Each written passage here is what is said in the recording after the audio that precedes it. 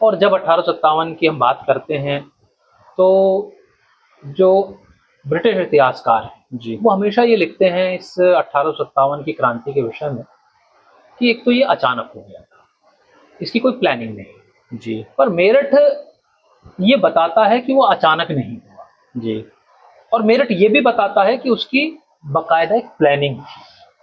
ये दोनों ही बातें मेरठ से शुरू हो जाती जी हैं। जैसे अप्रैल का बिल्कुल प्रारंभिक महीना 1857 में मेरठ में सूरज कुंड पर एक मंदिर है, आपने देखा होगा, मनोहर नाथ का मंदिर। जी उस मंदिर में एक साधु आते हैं।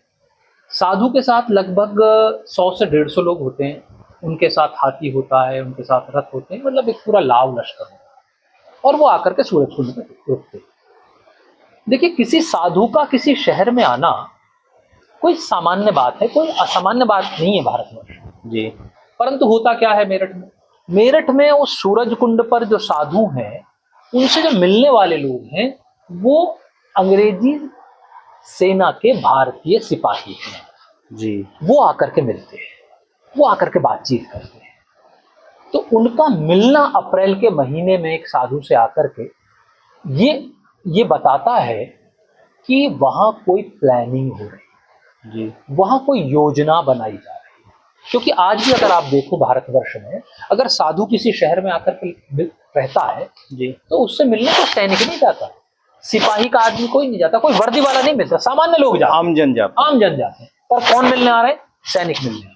तो ये बात ही अपने आप में एक बड़ा प्रमाण है इस बात का कि 1857 की जो क्रांति 10 मई को मेरठ से प्रारंभ हुई, उसकी योजना पहले से बननी शुरू हो गई थी, और मेरठ में भी उसकी पूरी योजना बनाई जा रही है।